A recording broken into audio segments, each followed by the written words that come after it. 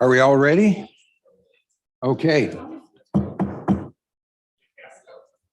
All right. Let's call to order the Committee of the Whole meeting for Monday, September the 20th. The City of Parksville recognizes the people of the Coast Salish Nations and their traditional territory upon which we gather here today with gratitude. Our agenda is short and sweet. It is one report by the Chief Administration Officer, and we will turn the floor to her. Thank you, Your Worship. Can everyone hear me? No, your mic's not working yet. It's technically on, is it not? Can you working? turn, Amanda, can you turn her mic up just a touch? A couple of us older people have a problem. How about now? I can yell. No? No, it's about the same. Okay. It's working because you move. Can you hear me better? Yeah, now? there you go. All right, I'll try to remember. Okay, hopefully that will, is that okay? That's loud Yep, enough? that's fine. Thank you, Your Worship. Before we get started, I just wanted to introduce our new Director of Engineering and IT Services who joined us today, first day. Sean Bovin is our newest member of the senior team. And I'll just, maybe because your name tags are quite small, if I may ask Your Worship, if you could introduce counselors, perhaps starting with yourself, and at your discretion, have counselors introduce themselves so that Sean knows who you are when he's coming before you and When he's chatting coming, with you. when he's coming for me. Yes. Okay. Thank you. I was fortunate enough to have met Sean first thing this morning. Welcome, Sean, and introduce counselors Adam Fraz, Doug O'Brien, Marilyn Wilson, and on this side, Teresa Patterson and Al Greer. We're missing Mark Chandler. He's not here today, so we'll go from there. Thank you. So for the benefit of the public, I know that council has perhaps seen some of this information, but the purpose of the meeting today is to go through the work plan and determine what direction to give to staff in terms of priorities. And so basically just summarizing the items that are on the list. This was presented to council in July. And I've also provided another handout for council with the same information as was attached to the staff report with the addition of staff notes. This is not currently public just because it's pretty transactional and just has not the greatest grammar, just bullet notes from staff to assist council. And you'll see that there are some color-coded items, which I'll get through as we go through the presentation. Hopefully this will work. So today we're going to start talking about the work plan projects. We're going to talk a little bit about the current capacity and a discussion about some of the options that council might have depending on your direction, and then just some concluding statements. Can everyone see the screen? It's kind of washed out a little bit, so I apologize for that. Our projector is not currently working. Is that good enough for folks, or do you want us to try and turn the lights down further? You'll definitely fall asleep with that. I'm okay. I can read it. Okay. So we have talked a little bit about this before, but in January of this year, council approved the work plan with 47 priorities identified. And at that time, given our current capacity and the analysis provided to us from the consultant we worked with last fall, it was essentially determined that depending on the type of person that would be hired, we were about half an FTE short. If that FTE was a fully dedicated special projects person. And council will recall, it's hard to say, that we were given permission to hire some special project staff, but even with those additional hires and assuming no vacancies, we were still a little bit short to achieve the 47 projects identified at the beginning of the year. Since January, we've had a lot of new projects added, almost a doubling, 45 new projects have been added. And that doesn't include things that we are seeing an increase in terms of RDN related topics, for example, that are somewhat related to council direction, and that we obviously have 2 members of our council that attend the RDN on our behalf. So very good news, as we noticed this, today, we have been successful finally in filling a lot of our critical vacancies. And so since we met in July, we have hired 2 special project managers, and we have today welcomed Sean to join us as the Director of Engineering and IT Services. So that certainly will help us move through the projects. But we still have some significant deficits if all of the current projects that we've been assigned are going to remain. As I mentioned, we essentially would need to double our management capacity.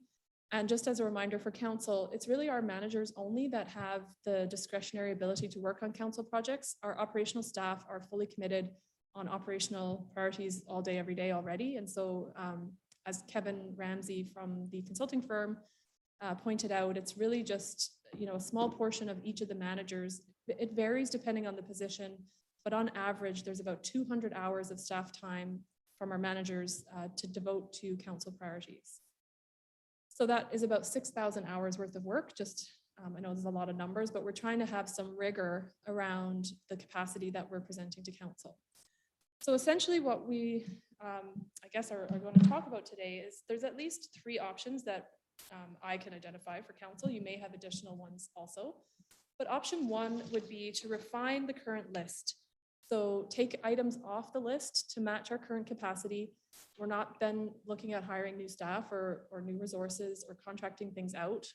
We would need to look at about 50% of those projects either coming off or being deferred to another time frame, which the only thing to keep in mind there is that that then reduces the ability to add new projects in that particular year. So if you defer them to 2022 or 2023, the budget of resources for that year gets kind of reduced based on that reallocation. So we also, I can't even read that myself from here. So the other thing that we had talked about was with our consultant, actually, not so much internally, is that council's action items or tasks should be focused where possible on a strategic level direction. What we could do if council were to take items off the list, we would probably have a discussion or would benefit from a discussion about some clear understanding from council and expectations of when you would add new things to the list. So we talked in the past about things being clearly linked to your strategic objectives, or also things that were safety related that came up, or things that were beyond our control, like a grant opportunity or request for something that really was beyond our control. And that has come up quite a few times in the list, I think. Things that are, we didn't know about them at the beginning of the year, but they were really good projects. One example would be perhaps the benchmark project that we just finished with the chamber that council believed provided, several different strategic benefits. The other option 2 in the middle, would be to leave the project list as is, but then recognizing that that does require an increase in capacity. As I mentioned, it's a pretty significant increase in capacity that would be needed, and staff would have to go away and figure out an operational, organizational plan, because we would really be looking at perhaps creating a whole new department of special projects. The nature of the projects are that there's quite a diverse suite of objectives or tasks that we've been assigned. And so you can't really just say, okay, we'll hire another person in engineering, because a lot of the projects are sort of multidisciplinary. And so if council decides that you want to leave the list as is, I think what we would be looking for is an opportunity to go back and create an adequate staffing plan, identifying the positions that we would need to accommodate council's requests, and then coming up with a new org structure and a new budget for council to look at.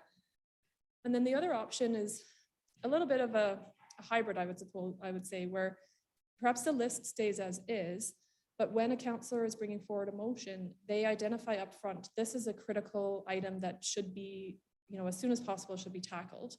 And if that's not stated, it just kind of goes on the to-do list, sits there for as long as it, probably forever in some situations. And there's some pros and cons to that. I would say the pros of that is that the community or someone who has raised that issue sees their item on the list. But the downside of it from sort of a best practices or a performance management perspective is that it's not a realistic list. The expectations are somewhat skewed in that we know we cannot achieve those, those projects with the current resources. And so then it becomes difficult, I think, for staff, for me to measure the performance of my team, but also for council to measure our performance. Because it'll look like we're not achieving half of the things that you've given us. So nobody really likes to have that feeling, I guess.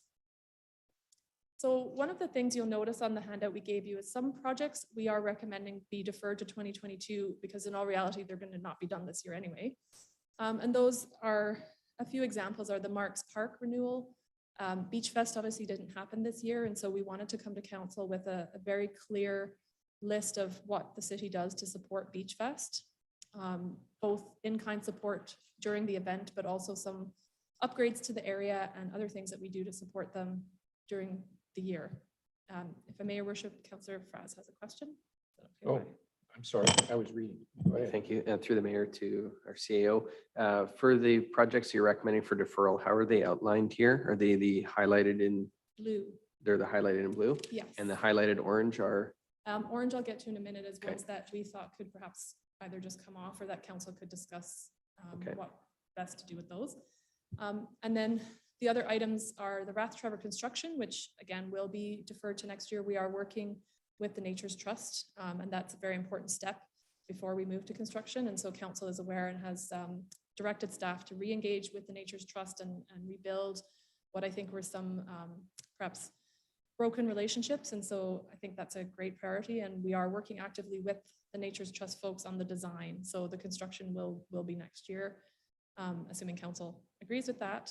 And then the other two items are the circulation plan and drainage plan, which we were planning on bringing to council in the fall, but we actually, in retrospect, having gotten some great new directors and managers, we think that we need to look at the community park more holistically. And so our plan would be to come back to council with a strategic plan essentially for the community park that would give a sequencing of events. And there's a lot going on in the park this year and still some uncertainties with respect to grants. So I think that makes more sense.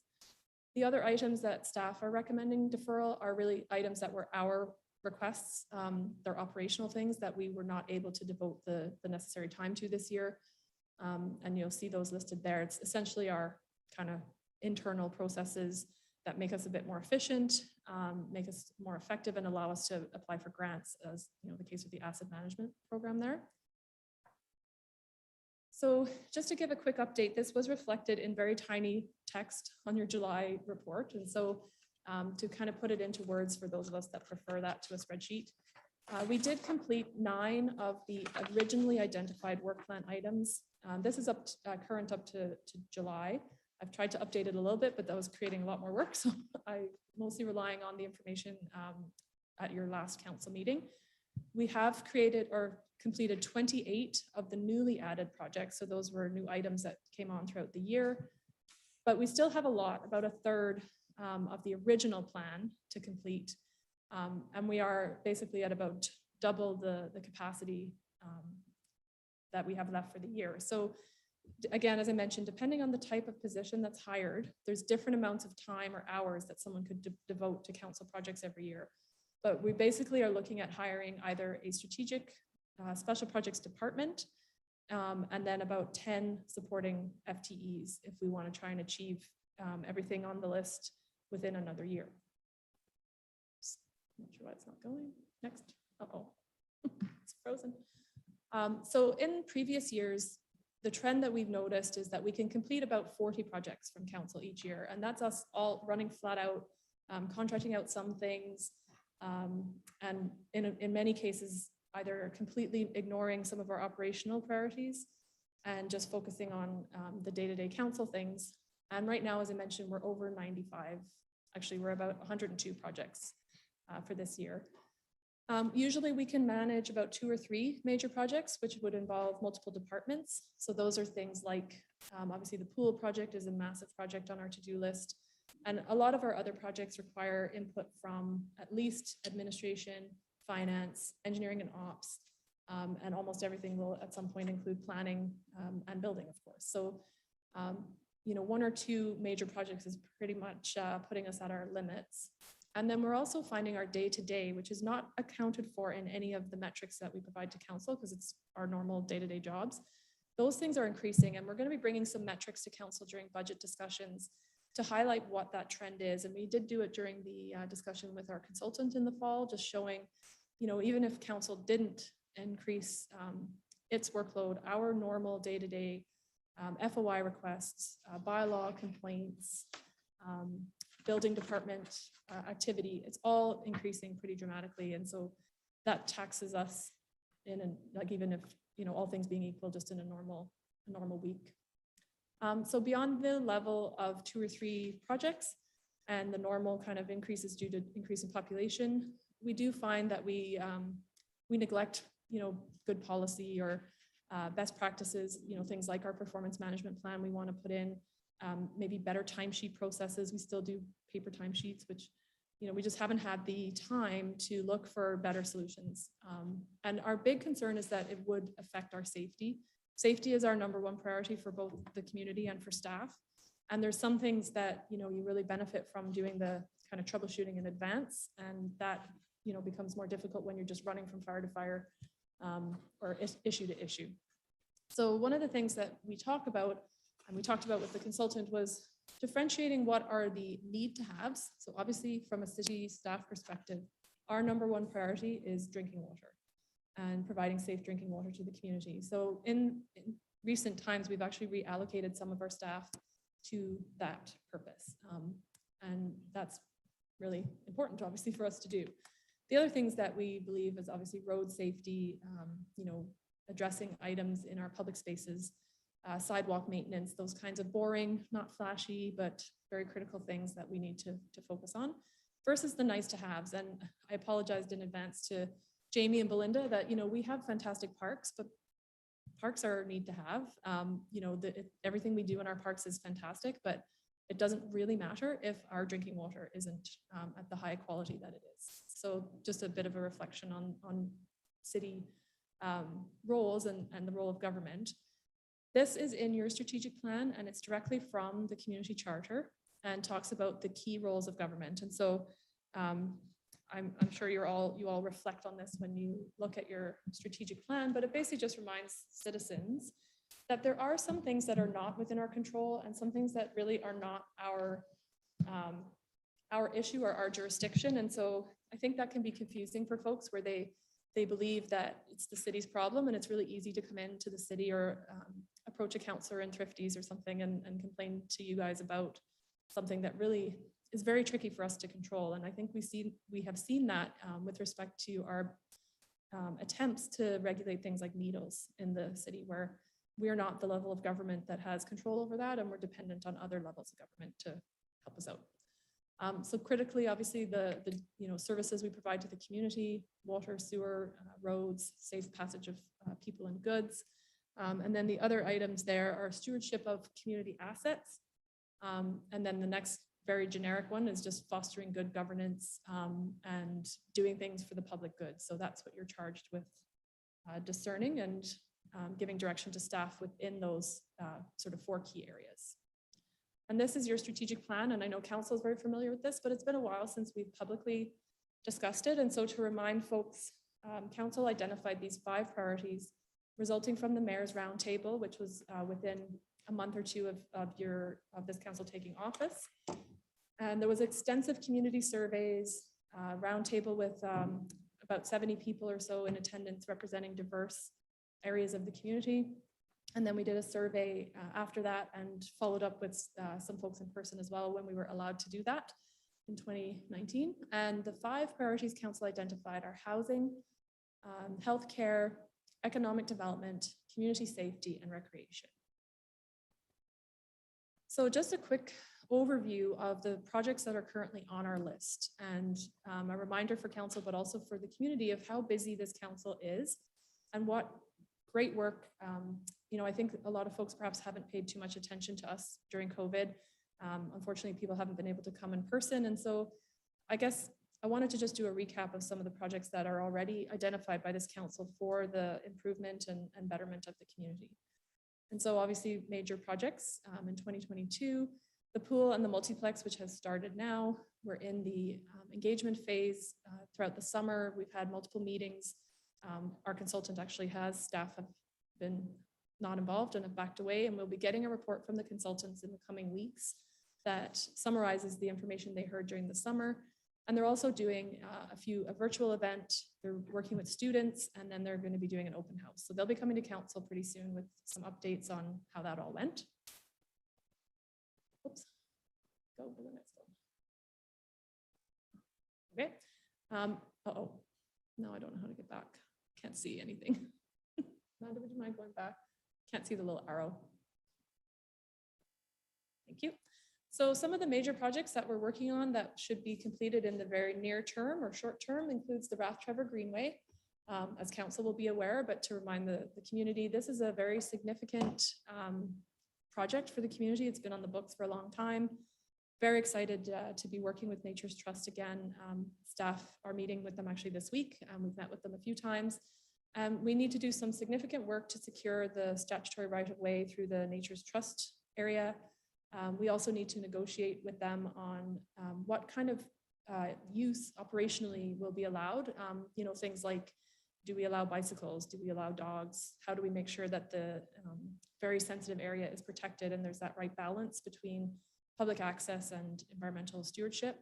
We're looking at doing an RFP in the next couple of weeks that would design that in a very sensitive manner based on the initial environmental assessment that was presented to council back in April, I believe, in the spring.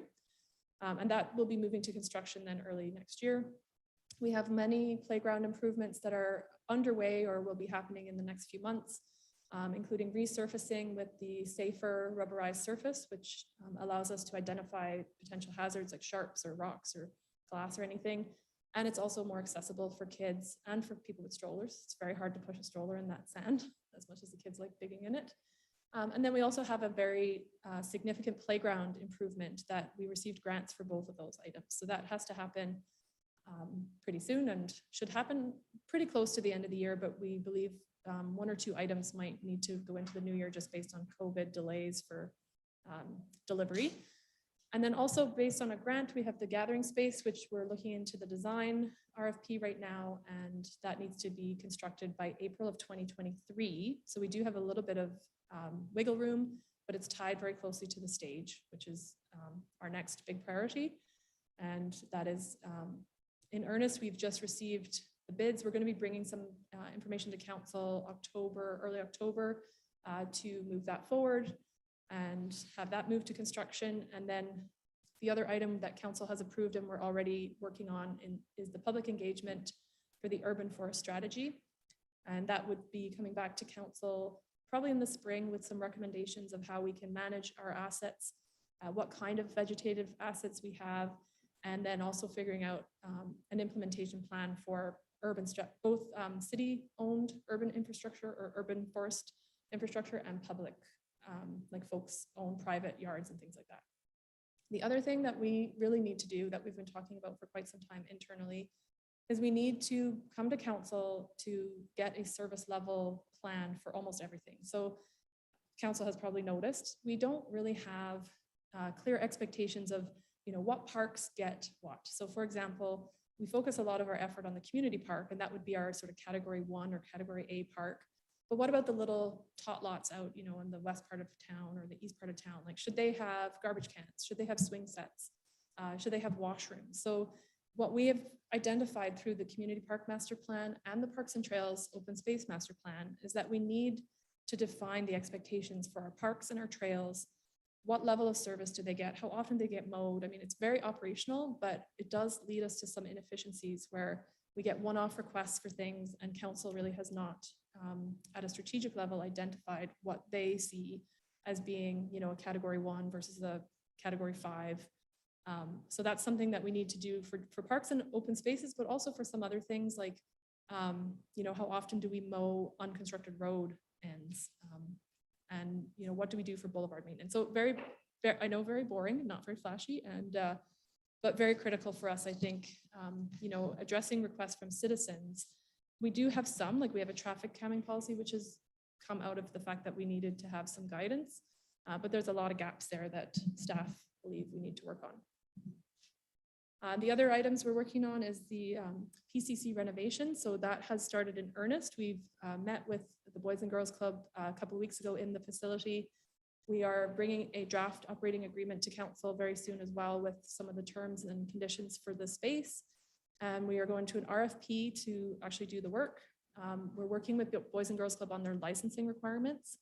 And then we also have to start purchasing the equipment. There's buses and other items that we receive grants for. And then obviously managing the construction. That is going to require, one of our special project managers is taking that project on. The same manager is also working on the Memorial Plaza, which is already under construction, and that would go into the spring, and then we have to figure out the best practice and how we're going to work with the newly acquired public space. Things like, you know, how do people book it, and what can they book it for, and what do we not want to have happen there. And of course, pickleball, this is another one that's been on there for a long time, a little bit deferred because we were hoping to get grant funding to make it even more of an improvement. Unfortunately, we did not receive that grant, and so staff will be coming to council again very soon with a few different options to advance that high priority project. We've done a lot of the background work, so it really is just a matter of council telling us, you know, which option you want us to pursue to get that one underway. We also have the drainage plan, as I mentioned, and the circulation plan, and we're hoping to bring that to council really with a capital plan for the park. We have encountered a lot of challenges this summer, arguably not a very busy summer because of COVID, with the washrooms. They're just not, they're not functioning. So even if, you know, they were working better, that would be good, but there's just not enough capacity there. And I've been there all summer, all different times of day and weekends and evenings, and there's just 12 people deep all day long waiting to use the washroom, which puts a huge strain on the facility itself. And our students are literally just kind of walking around in circles, cleaning bathroom after bathroom. So the washrooms themselves need to be fixed. There's some pressure issues and some other just structural issues. But we also believe we're working on a plan to present to council a business case for new washrooms. We just feel that the threshold has been met, even without COVID, that there's just not enough down there. So yes, Your Worship, Councillor Greer.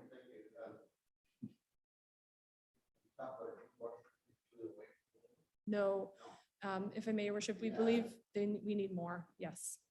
And we've actually had feedback from a lot of the sports event organizers that, like for example, in a baseball tournament, there's not a lot of time between like games or innings. And also with volleyball and with soccer and other things, half the team runs off and they have to wait a long time to use the washroom. And so there was some very grumpy event organizers. Fair enough. But yeah, we certainly have noticed a big challenge with the existing capacity there. So then, as I mentioned, the parks and trails service levels, we also have two different sort of things with grants. One is council has given us a direction to work with some nonprofit groups to give them grants from our COVID fund.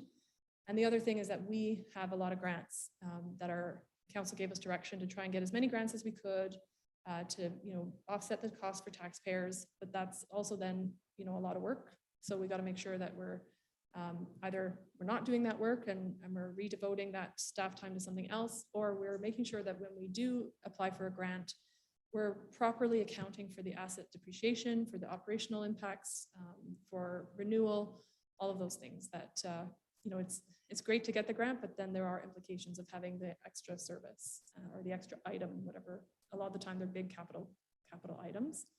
Oh yes, and the last one on this slide is long-term facility planning. So council has heard from the RCMP.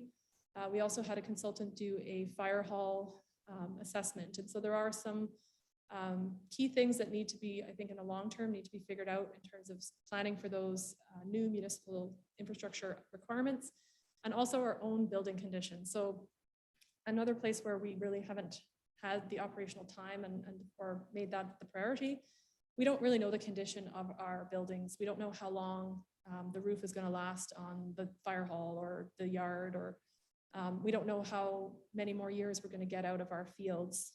So you have already seen, I think, this year and in some coming years, Director Woods has added in condition assessments to the budget so that we can understand better where we are with things and plan ahead. You know, if we need to redo a field, it's a pretty significant cost. And we also have to plan for when that happens so it doesn't impact the users. It's very slow to go to the next slide. I don't want to hit it twice because when I did that last time, it jumped 2. Oh, has it? Okay, it hasn't changed up there yet. Amanda, do you need to move that one forward, do you think? It's just slow. Okay, I'll wait a second for it to catch up. Oh no, I didn't touch it. Okay, maybe I'll take a drink.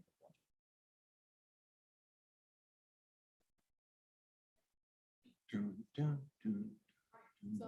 the other thing that from an operational perspective, we need to devote time to is a water system plan. We've just, as everybody is aware, acquired a brand new water treatment plant. We also have a well system. And then along with that, we have the facilities, the buildings, the intake, a whole bunch of different components. So obviously in the years to come, there's going to need to be renewals. There's all kinds of things that need to be figured out, even just simple things like order lists. You know, how much chemical do we keep on hand? When do we order it? How long does it take to be delivered? Then where do you store it? All those kind of normal commissioning items. And then also this year we had hoped to do a DCC review, but staff in the engineering department were fully committed, overcommitted. We also couldn't really do effective stakeholder engagement because we couldn't meet with folks. So we're proposing that would be done in 2022. And then our admin department is, after a certain kind of 2-3 months in, they're going to be all hands on deck for the general election. So even though most folks don't need to think about it until kind of midsummer, we need to start planning and hiring staff, training staff. There's a whole bunch of legal requirements that we need to do for elections 180 days out, 90 days out. So that's a very busy year for the admin department. So some of the things that we feel or I feel, I guess senior staff I think would agree with me, is that we have a lot of projects that are operational in nature, but we feel they're at risk because we're not able to devote our time to them. So I'll just list them really quickly here. First Nation engagement and reconciliation, that takes a lot of time, and we're really trying very hard to reach out to our neighbors and build those relationships, and we've had some good success, but I think it needs perhaps a little bit more dedicated time from both council and senior staff. We also are mandated to have new accounting standards next year. We can't get away from that. We were hoping to do it this year. We have to do it next year. We also need an asset management plan. We've been, again, trying to do this off the side of our desk for a long time. If we don't have a proper up-to-date asset management plan with all of our new assets, we will probably not get big grants. So it's very critical to us to have it. Also for planning purposes, it's very important. We've been working on or trying to find some time to do things to improve our staff performance and measure it. We also have, as I mentioned, some of those just inefficient things we haven't been able to sit down and go, okay, where are we doing like paper timesheets, which costs, you know, a lot of time for us? What could we do more efficiently? I mentioned the condition assessments, which we hope to do, but we've been kind of pulled away from them. And we've before COVID, we brought a special event permit program to council, but we deferred it because council wanted us to do a bit more consultation with stakeholders. And of course, then COVID happened. So we didn't really have a ton of special events, but that's a very critical one where we had recommended to council that we consider some kind of fee. We're one of the few cities that doesn't charge anything, regardless of, you know, who's using our facilities. And so just anecdotally, we have talked to some of our folks, and a lot of people have said that they'd be willing to pay if it meant they got something. So for example, if they had better washrooms, they would be willing to pay a little bit for their events, or if the field got mowed more regularly, or if you know, something like the volleyball courts were tilled more often. So I think there is an appetite for that, but that's something that we really need to kind of bring back before council with a bit of a plan and get your input on how to advance that. And then also the virtual service that we want to provide to folks. We're a bit behind on that. We're fine. Like, I think what we have is okay. But one of the things we hear is that, you know, people don't do business from 8 to 4 anymore. You know, we've got a lot of folks that want to pay a business license, you know, on Saturday morning at 8:30, and they can't unless they send us a check, which is just very antiquated. So we think we can provide better service virtually than what we are doing right now. And then some of the things that council has discussed, or we believe are your things you want to do but aren't really on the list yet, include things like we have a grant out for better accessibility and safety around the volleyball courts and the current washrooms. So we're hoping to get a grant for that. Don't know yet till maybe next month. 27th of October, we should know on that one.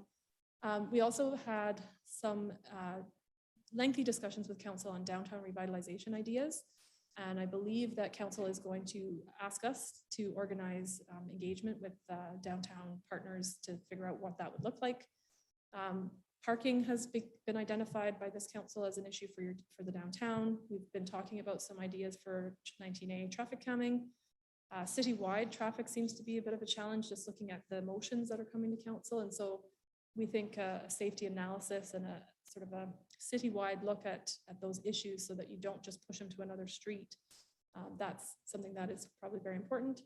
Oops, sorry. Not sure what that was. Downtown art, we have a grant for some art that's going to go in the memorial area. Hopefully we would be successful there. And then we also have heard that council wants to expand the memorial banner, which has been hugely successful and is a really nice community tribute. And given our poor projection issues today, we have some IT issues in this forum that council appeared to be willing to look at upgrading, just to perhaps go wireless perhaps, or give us some other better options for this room. And especially if folks, after COVID, or even for the next foreseeable few years, people may not be comfortable coming in person. I think that's probably a good priority for us to improve the IT in here. And it's going to take a moment to go to the next slide. That just kind of was my business case for improved IT right there. So again, council knows this, but I think for the public's benefit, it's when a councillor says, they can't do something, or staff say we can't do something, it's not because we don't want to help the member of the community that's asking, or it's not because we don't care. It's really because we have limited time, limited staff, limited resources, and we can't do everything. So, right now our staff capacity and our budget is not in line with the expectations or the aspirations that council has identified through new motions. So we can't keep adding new things like the outdoor stage or more equipment in the park or those kinds of great things without somewhere accounting for that, right? Then we have to operate it, we have to maintain it, we have to book it or whatever it might be. And so, from staff perspective, some of the items perhaps are harder to identify where they fit into the core strategic level goals. And again, what our consultant had talked about was council trying to focus at the policy level. So those higher level plans or strategic, direction that then staff would identify the operational elements. So the recommendation that I presented to council verbally, I think at the July meeting, was that there's a couple of ways that we see, I guess, other cities being able to do it. Is they pick a focus for a period of time and then they hire term positions with that expertise. So for example, if we're looking at the pool, we would hire a small team of like 1 or 2 year people to get that done. Or if we're looking at traffic, we could hire consultants to focus, working with engineering. They could kind of run out there and do a lot of the traffic or safety and come back to council with a plan that we could then implement. And then also, I guess, doing perhaps an enhanced job of explaining to citizens that, sometimes we are going to have to say no, but that's because we're trying to keep the taxes at a certain level. Or sometimes we have to say no to a traffic issue because we're focused on rec issues or something at that particular time.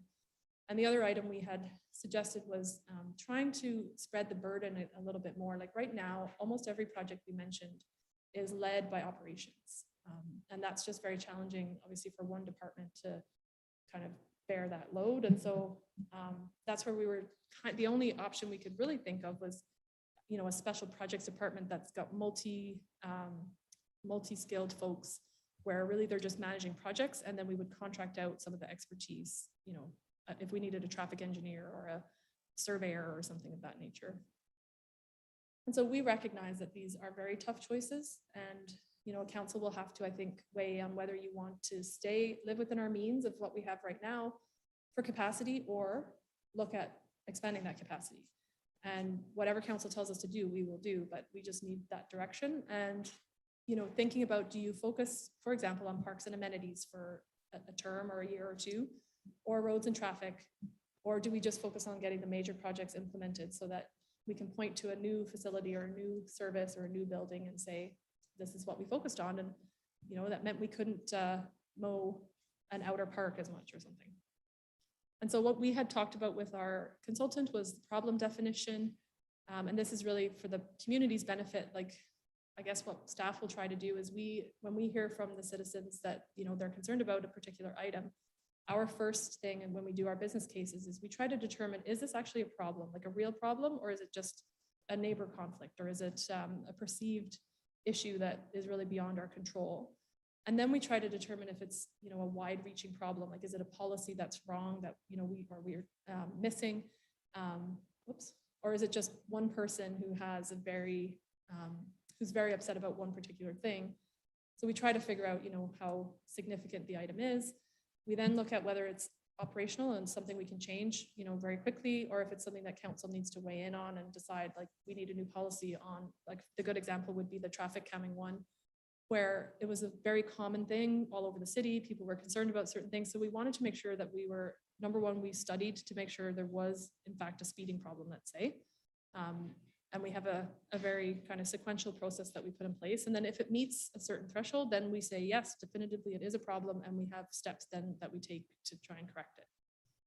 And then the other item I think that Kevin Ramsey mentioned to council was, is this a strategic issue or is this an operational issue? So are you better to just like to tell the person to call staff or ask staff to call somebody? Or is this something that council together needs to weigh in on and make decisions? So the concluding statements here is basically just the handout that you have has a couple of color-coded things, and we can pull it up if council wishes. It sounded like some of you couldn't really see through the highlighting. It came out very, very thick. So again, it depends on what your priorities are as a council. If you don't want to look at capacity, then we've suggested some items in blue that we think can be pushed out to 2022, possibly even 2023. And we also recommended some items that we thought, similar to how council did before, council could discuss which ones of those orange items would come off entirely, or if council wanted to have that sort of, when you get to it list, we could create another list that council could review sort of every 4 months and bump something up or take something off. So really that's the balance of today's discussion. If council does not want to use the recommended color coding, feel free to completely do away with it. What we tried to do was identify projects that we think could be either taken off or pushed out without serious operational implications for us. Because as council knows, we're kind of well into a whole bunch of projects. So anything kind of 50% or more, it probably won't save us any time if we stop doing those because we're kind of committed. But we'll leave that for council to discuss. And I am now going to stay quiet unless council has questions. Good. Councillor Greer.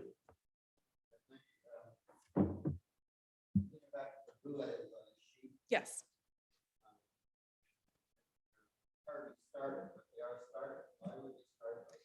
So if I may, Your Worship, through you to Councillor Greer. So some of those items we started doing at the beginning of the year, they were on our original work plan. But then, for example, engineering is in charge of the DCC review. So we started doing the capital plan upgrades and inputting a lot of the data that we need to do that project.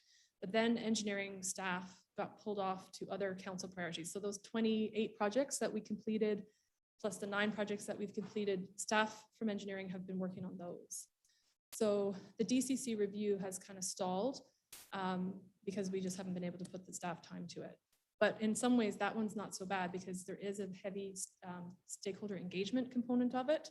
So we recommended, like when we look at, okay, what am I not doing to do what council wants me to do? We made the decision to defer, to just stop working on that one because we couldn't do the engagement anyway until the fall, and engineering was working on the outdoor stage, for example, or other council identified priorities. Well, at the first of our term, trying to get it across to that, not to take on projects that for the year. Yes. But from what I see here, a lot of projects started. Yes. So why do we not just eliminate those? Yeah. Seems to me that you start so many things. Yes. That is absolutely true. And so if I may, Your Worship, through you, Please. Councillor Greer, so I'd we started be interested to hear your response to this. my diplomatic response. Yeah. Council has given us additional items. So in January, we started on the 47, like we started working, through the 47 items that were approved on January 18th. Since that time, we have 45 new items. And so in some cases, staff have dropped everything we're doing on our operational items to focus on the council priorities. So if you look at the bottom of the list we've given you, there's the 28 completed projects. Almost all of those are new. We didn't have those in January. So we've been responding to council's direction and dropping projects that we identified or that we said were our staff priority and trying to work on yours. So I could say something a little bit more blunt in that if you didn't give us extra projects, we could have gotten the ones that were originally on there done. We're actually over at this halfway mark. We were more than 50% done the hours. Like, so we believe we have about 6,000 hours of work. We were 4,800 hours of work by June. So we've been doing the work. It's just not on the original work plan. One more. Turn your microphone on, please. Thank you.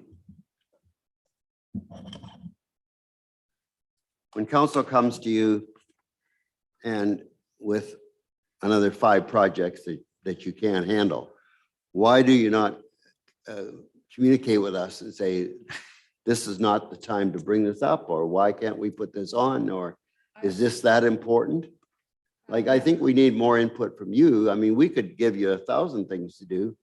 Yeah. And if you don't say anything, then it all comes to a big sheet like this with half the stuff done.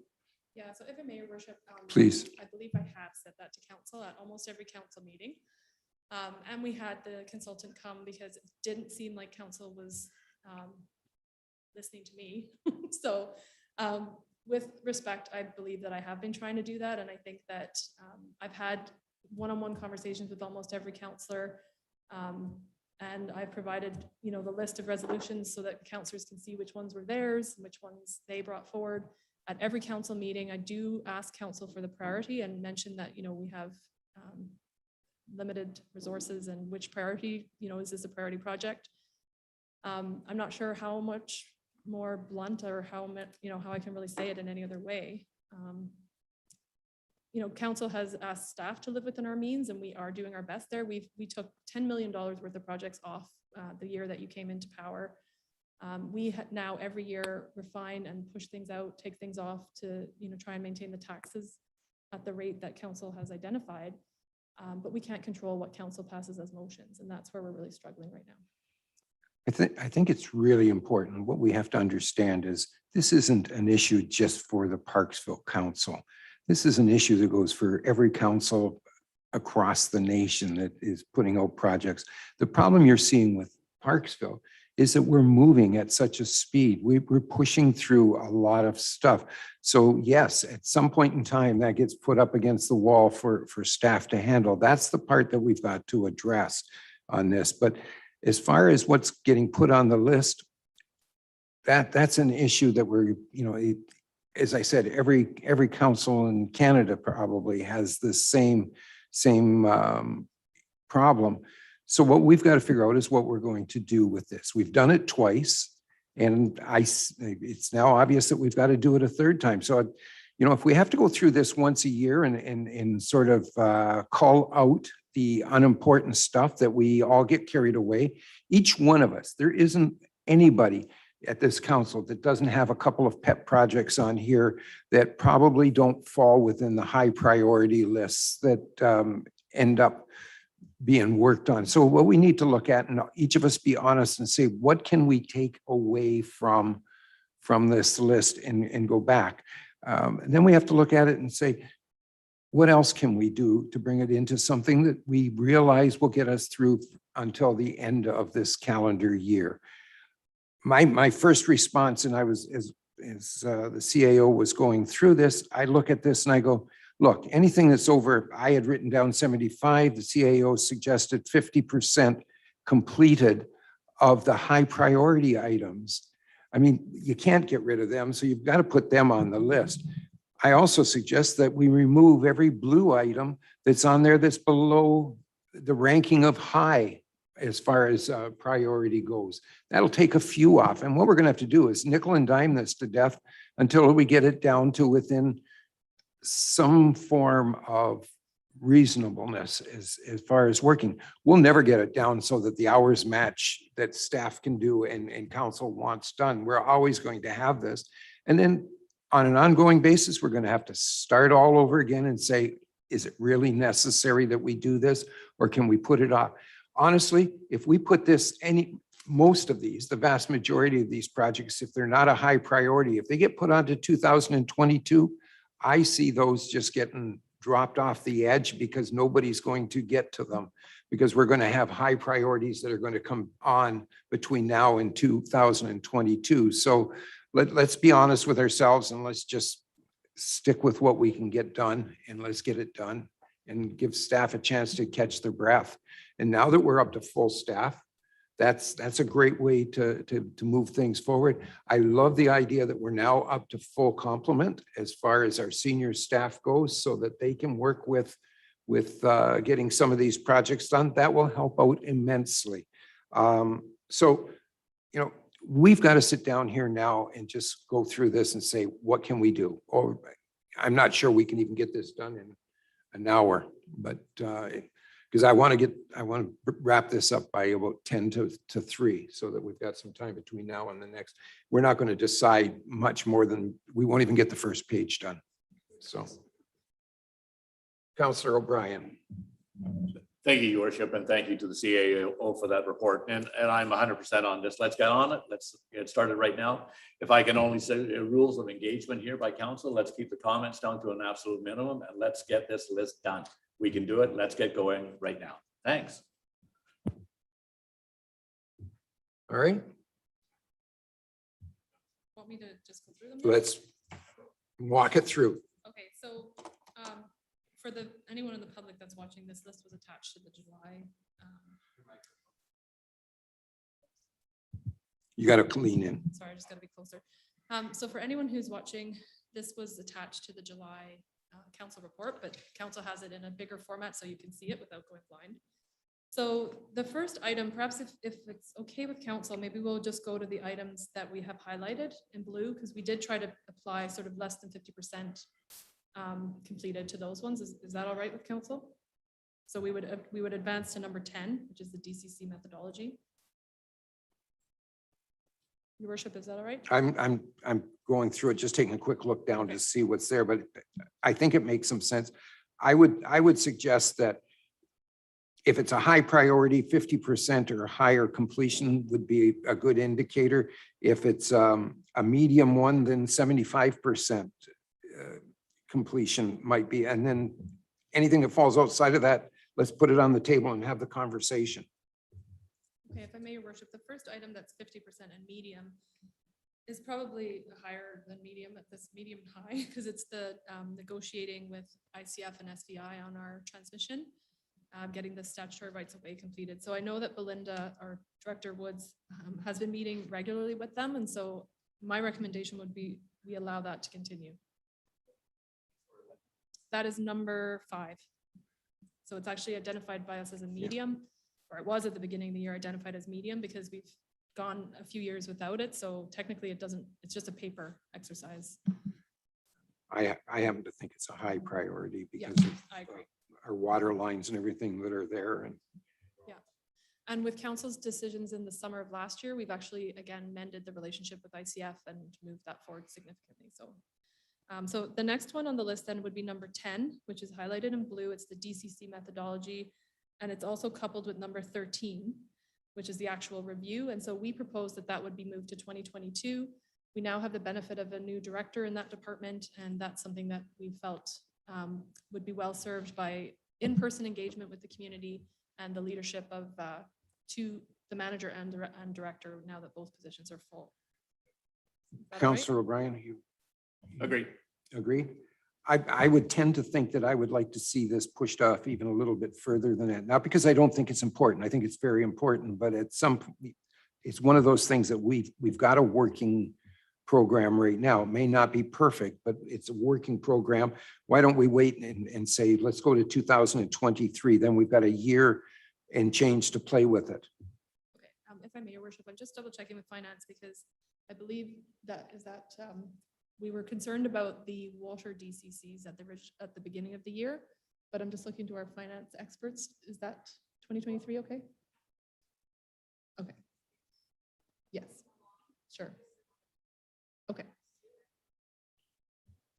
Okay, so I'm gonna feel like an auctioneer here, but I'm hearing that 10 and 13 are going to 2023. Is that correct? Yeah, Okay, thank you. people speak up if you don't agree, if you think it should be different, now's your time.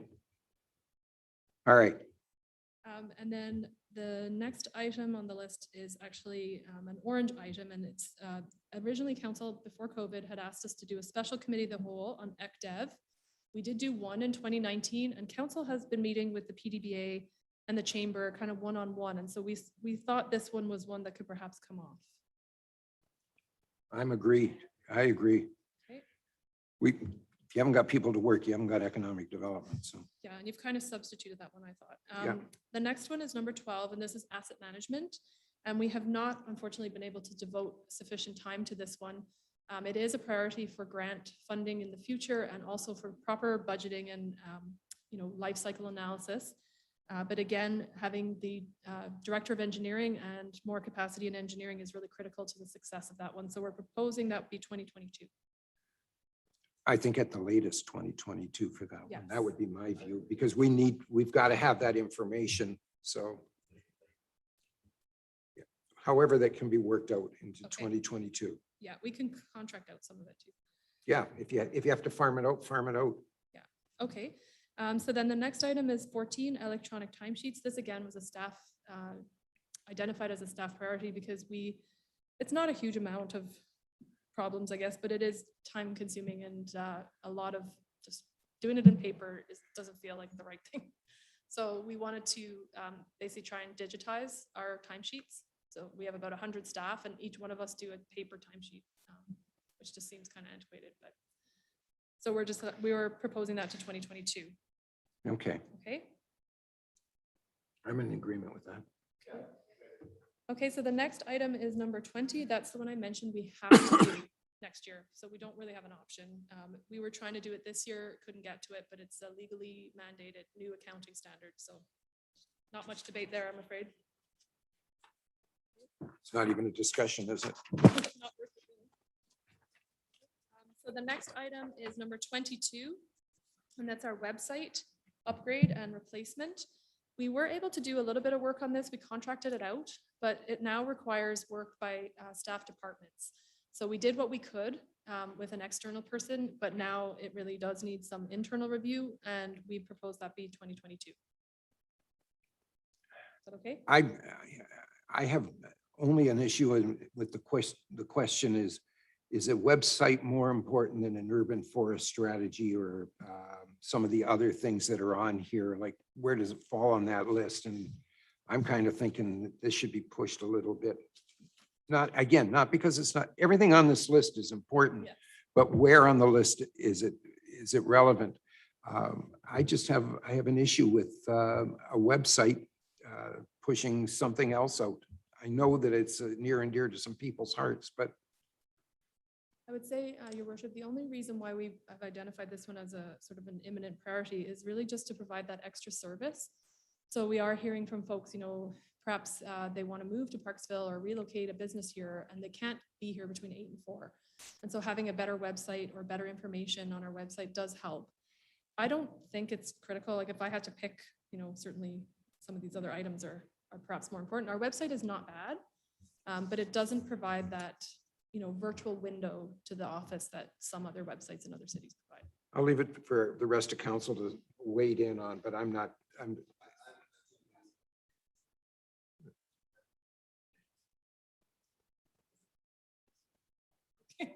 So if I may, Your Worship, I'm hearing a good analogy from the person who has to maintain this kind of limping along system that it's not very efficient. We have to update it a lot to try and make it work. And I won't say what she said, but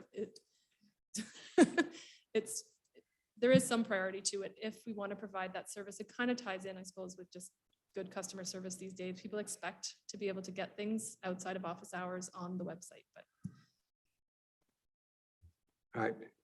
I'm sorry, go ahead.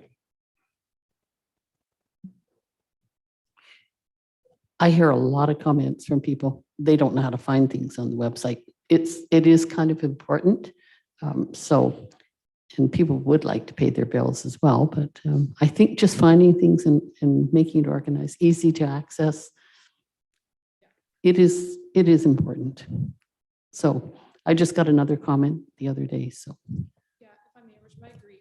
We hear that, frustration from folks, really just wanting to do business.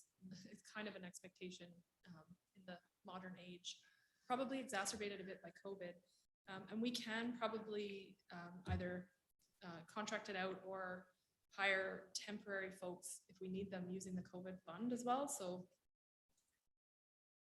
I think we can do it in 2022. If we can feel go, that we I'm can sorry, get- go ahead. Sorry. We're probably going to say the same thing. Yeah, if we can contract it out and use the COVID funds anyways to do it, to do some upgrades on it and some lipstick. Yeah, oh, you Uh, I've got good ears. I- But the thing yeah. is that if that's what it takes, then that's great. So I think that's a great idea. Okay. Push How it, about but using outside help. Okay, And push- COVID funds. I And think COVID that's, funds. yeah, that's exactly what I was going to say. So we're Thank you. all in agreement with that. Okay, we will push it out, but we'll put it as a low priority so that if we have other projects, we'll do them first and we'll do this one as we can. Okay, Okay. keep going. Next item is number 25. Honestly, we put this one on because we were seeing some challenges for performance that council is probably well aware of. Honestly, I don't really think this one is as big of a priority, but it is certainly a best practice that we have a formal performance management plan. So we're proposing that one be 2022. No, 2023.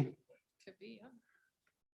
We I need can- those big red buttons that they have Yeah. for staples. That was 2023. The next one was Beach Fest. And so if council will recall, we wanted to make sure that both the community and council were aware of the actual contribution from city staff, both direct and in kind for Beach Fest, which has obviously expanded dramatically. So back in 2019, we wanted to, I guess, get consent or confirmation from council that that's what we should be doing with our staff and our time in the summer. And we obviously deferred it for this particular year, but we would actually like to track it next year in 2022 and report back to council in 2023. That's acceptable. I'm cool with that. We got to know what it's costing us to Yes. do this with, and how much time our staff are actually spending on Yes. Beach Fest. It may be significantly more than we think, but on the other side, it could be significantly less than we're anticipating, and it may all be for naught. But I would suggest let's track it for 1 year and see what we get. And if I may, Your Worship, that lies in, we also wanted to track activities next year to feed into the special event program. So those sort of work well for us together if we can defer them. Okay. I have a whole thought process on the special events and that at some point in time I'd like to talk about. Yeah, we were proposing that be a 2023 project. So we would do monitoring and kind of metric tracking in an election year, and then we would discuss it in a post-election year in 2023. That's fine. I'm okay with that. It's not the most important thing in the world. Okay, so Beach Fest, is council good with studying and recording in 2022, reporting back 2023? My only comment is if it doesn't take a lot of time, it's like you're already committing time during the summertime to Yeah, we can track. to do functions for Beach Fest or studies or whatever. Yeah. Bookings. But the thing is that let's not spend too much time studying it as well. I mean, if Yeah. you can just track it as you're doing it type of thing. then fine. Yes, yeah. But, well- not devoting all the staff time. No, what we would propose to do is we would just have a special code, and throughout the year, every time someone does Right. something for Beach Fest, they put it to that code, and it's much easier Yeah. to track than trying to do it backwards. Gotcha. Then we can say we got 2,000 hours tied up in it. And Gotcha. then we can make a decision. Yeah. Okay. Okay, Yep. so I'm hearing that's all right. The next item is the city website. I think we've already talked about that. So that one would go obviously with the new website. That's just the sort of promotional instructions and all that kind of thing. Yep. The next one, 29 and 31, if I could take those together. We talked about those. So we have consultants who are completing the circulation plan and the drainage plan for us right now. But what staff would like to do is take some time to integrate that information into a more holistic community park plan. So it would look at everything that we have kind of in the books, in the works for the community park, and link them all together. And we would take that back to council probably in 2023. So we would formulate it in 2022. We'd probably come back to council several times with workshops or presentations. And then in 2023, we would wrap it up and present like a long-term community park plan to council. Do we have any grants tied to these? We do. So you will actually see the results of the drainage plan in October to fulfill the grant requirements, but we are proposing that we wouldn't implement any of that, like the recommendations, until we do the big plan, like the community park. I don't have a problem with what you're suggesting as far as pushing it out there and doing the job properly, as long as it doesn't affect the grants. Of That's all course. I'm saying. Yep, so that absolutely makes sense. Councillor O'Brien. Thanks, Your Worship. On this, might I suggest too that we just call it a community park plan? Combine the traffic with the traffic circulation along with the drainage, along with the community park master plan. Yeah. That was already done a few years ago and we barely made a dent on it, Yes. on the priorities on that. If we Yeah. can combine that with that, and then with the last little comment that you just made that our washrooms are inefficient. Yeah. Could we not put all four of those items together and just call it a community park plan? Because they are definitely all interrelated. Yes, So the thing is absolutely. that Yeah. let's do it all at once, but nothing's happening on that master plan type of thing. And we try to make a stab when we had the Parks Committee going, but the thing is Yeah. that it's, we need everything else to all fit the Sure. pieces. Yeah, absolutely. That's a really great point. And I think that was Director Woods and Jamie Arden, our new manager of parks. That was their intent.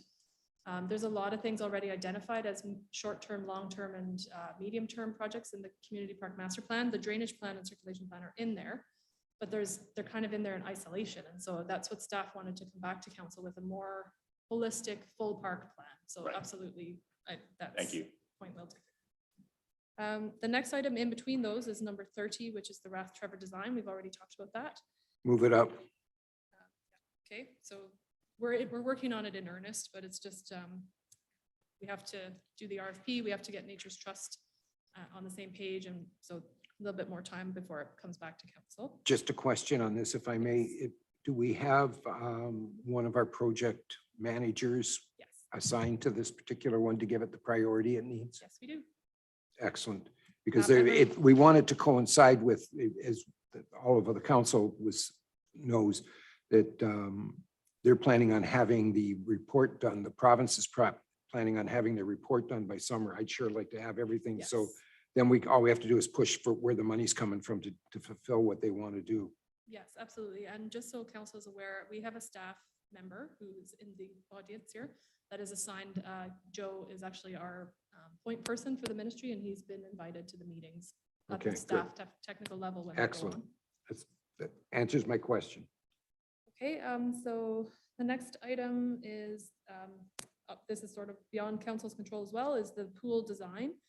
That's going to get pushed out to next year because we're doing the consultation in earnest in the fall, and that would then feed into obviously the design. So I don't know if there's much need to debate that one. Is that? It's okay? just a reality, isn't Yeah, it? it is. And that goes along with 36, which is kind of an A and B, and 37, which is Rath Trevor construction. So those will all just get pushed out to 2022 and possibly even 2023, I guess. Are we Depending on the looking pool. at, I know we can't get across the river until the province puts their hands in their pockets and pulls out the money to do what they're doing. But I certainly would like to see us get the Parksville side of it right up to the river completed as soon as possible on this Yes, one. if I may, Your Worship, that's something that we would be coming back to council with when we're issuing the RFP. So what staff have discussed is that we would ask the designer or the firm to come up with almost like maybe phase 1, phase 2, or option 1, option 2, where we had identified the Nurbis Lane to Shelley as priority number 1, and then the river connection as priority number 2 or 1A. So that council could look at the costs of both and decide on the timing. We are planning on using DCCs to fund this project, but we have $1 million essentially allocated, and I'm not sure how far that will get us. So we will, Okay. our plan was to ask the consultant to give us kind of 2 discrete sections so that council could look at the costs of each and then make their decisions from there. Good, thank you. If I may, Your Worship, Councillor O'Brien. has a Yeah, question. thank you. Eva, just a comment on the funding for the trail connection. I know we talked about, it was Lucky's recommendation that we use the DCCs anyways for this one. But we also recognized and got confirmation from Lucky that the gas tax as well, which is rather healthy right now. Our fund is rather healthy. So in between the DCCs and the gas tax, we should have funding already in place, so we don't have to budget extra funding, to my knowledge anyways, at this particular point. I understand what you're saying about phase one and phase two, but the reasoning was pushing right through to the river was for, as the mayor has mentioned already, the province wants to meet us on the other side. And so we want to be there to the other side, ready to go. And that makes a little more intent to the province anyways, that we're serious about this. And so they have to come up with the rest of it, as the river crossing is going to be a major component of the completed project. So, Yeah. so that's why we're kind of pushing for the whole, plus we're doing negotiations as well. Yeah. So with different parties. Sure. So we'll come back to council with and get confirmed direction from you once we know a little bit more about the costs, and council can certainly apply gas tax funds to that one as well. Thank you. Yeah, I think the gas tax is only if we're coming up shy on the DCCs, which Yes. we were all the way up. We had the whole thing covered at one time, so. Yes. The next item, oh, actually, that's all of the original work plan items. So those will be pushed out, and then we're now below the green line. These are the newly added items. And just, I guess, so there's no hurt feelings or concerns, we really just picked ones we haven't started yet. And I identified them as orange because they're 0% at the moment. It's easy to take them right off the list without any organization, on our end. We haven't got to them, so that's the reason for that. And basically the first one that I tried to sort them by what I thought was the strategic objective. I might be wrong, like these were not, council didn't say that was their objective. So if I'm wrong there, I apologize, but I tried to fit them as best I could to the strategic objective. So the first orange one is the crossing signal time change at MacArthur. And council will recall staff were suggesting that perhaps it wasn't just this one that should be changed in isolation, but we should be looking at basically all of like the sequencing of all the lights all the way along. And this one's 0% right now. Yeah, I'm fine. Go ahead. Yeah, thank you, Your Worship. And may I suggest looking at items 1, 2, 3, and 4 as combining them and deferring them back to when we already talked on one of your slides here.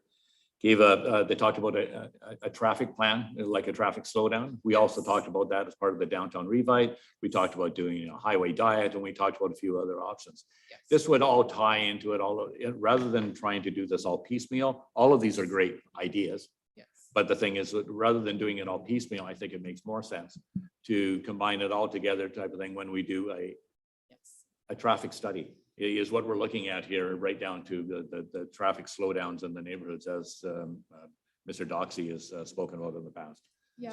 So if council is in agreement, can we just defer that all together? If I may make a suggestion, that this also, I think, would include number 4, which was the heavy duty truck streets. Yeah, he said 4. Oh, sorry. 1, 2, 3, and 4. Okay, Yep. sorry. Just move it all there. Go ahead. Something I just want to say here, though, is number 2, as it's listed as an upgrade, it's actually a deficiency there. There is no audible signals at those 3 intersections. I know you don't have it as one of your highlighted orange markers here, but it was, I heard it mentioned as 1, 2, 3, and 4. Yeah, if I may, Your Worship, we actually can do that one. We have the money in the budget. We added it to the budget when it came up for council, and it's just a matter of us getting the electrical contractors to do it. So if maybe a bit of a hybrid or whatever would be, we complete number 2 and we defer 1, 3, and 4 to a more holistic review. Because we're contracting it out, so.